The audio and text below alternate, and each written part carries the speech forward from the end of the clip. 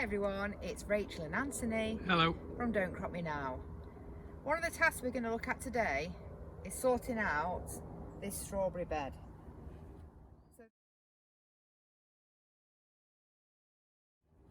So this bed has been put in last year and it fruited reasonably okay. There are a really nice variety of sweet little strawberries on here that came from the previous plot holder. Unfortunately, there's definitely bits of couch grass within this bed. So what I'm going to do is take some of the larger plants out and I'm going to pot these up. So what we can do over the winter is clear this bed out and I'm going to replant those plants in, give me a chance to get those couch grass roots out. So although we are no dig, I am going to dig this bed and get the roots out. Mainly because it's so impossible between the strawberry plants to effectively pull out the couch grass, and it will start to invade this bed much worse over the next year, so it's worth us doing this over the winter.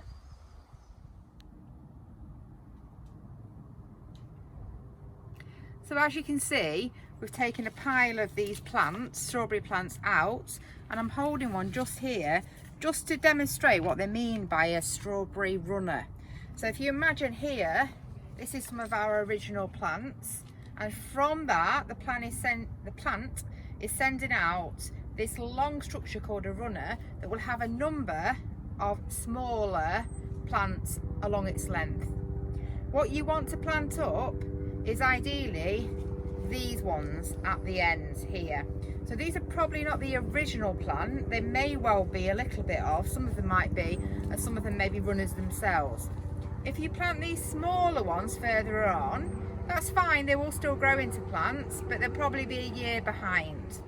Another thing to consider when growing strawberries is the plants don't tend to last very long in terms of being very productive, because strawberry plants are quite susceptible to a number of different viruses.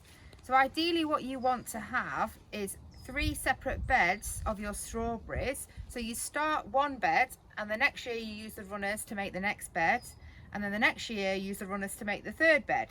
So each year they usually tend to be most productive in their second to third year, and then the yield will go down.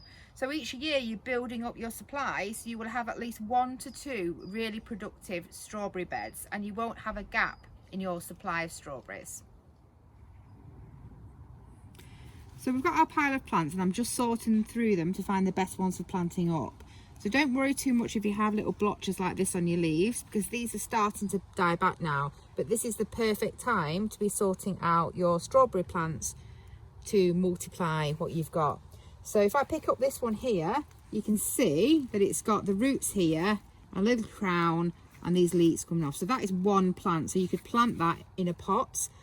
If you don't have suitable pots, or you want to just save space and don't want to worry about using loads of compost, it is perfectly fine to dib a hole and put this straight into the ground just like this. The top will die down, but then in spring it will start to regrow again, and if you wish you can still move these in spring.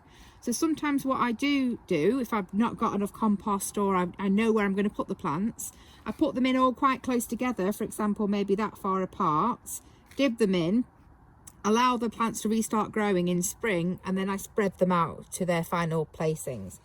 So when I pick these up, it gives me a good opportunity to see which ones have got good root systems. So that one maybe not. So I can just compost that. I'm just throwing them in a bucket for composting.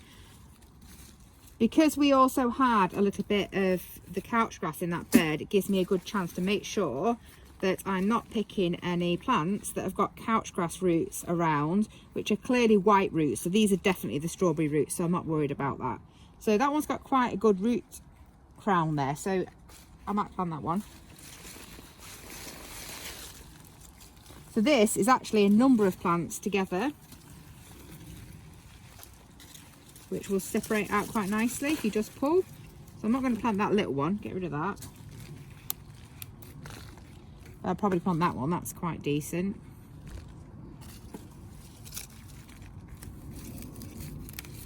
I'm pulling off any bits that are dead already. I will leave these leaves on for now, just to give them time to set their roots, and I'll let them die down naturally. So as you can see, just from pulling out this pile, there's probably going to be 100 plants here. We don't need that many. Another really popular way to propagate your strawberry plants is to use the runners themselves. So if you imagine that plant was in the ground, what you could quite easily do is to peg that runner down onto the ground, and that will encourage it to set roots. Personally, I found, as you can see from ours, that as soon as they touch the ground, you don't really need to faff around with them. They will set roots by the absolute million. So I don't usually bother with that. But if you've only got a few strawberry plants and you're wanting to build your collection up, it's a good way to do it. So these pots have been filled with a multi-purpose compost. There's no problem just using your own soil if you wish to use that. And as we've got each individual plant, I've given these a really good water. They're still draining through, as you can see on these outside ones. Just going to use the dibber, make a decent hole, put my plants in to about the same level as the top of the crown, so the roots are in, and then firm it in. So that's it. So I will just fill all these in, and then what we'll do is we'll store these in our cold frame to grow on over winter, and then we'll plant them out. If I'd have got that bed prepared now, I probably wouldn't have bothered using the pots. I'd probably use the method I discussed earlier with putting the holes in and putting them straight in the ground. So we've potted up our strawberry plants. We've got about 60 plants in total, some in this cold frame here and some in the cold frame on the other side.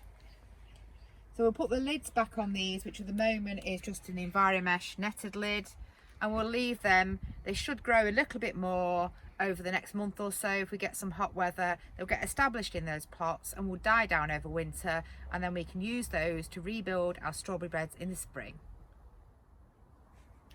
So as you can see, we've got some holes now within our strawberry bed where we've taken these plants out, and this is where we will rebuild a slightly smaller strawberry bed with some sort of low fence on this back bit here to separate out between our pot and the plot behind.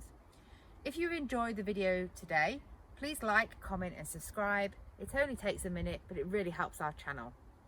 Take care everyone, bye! Bye.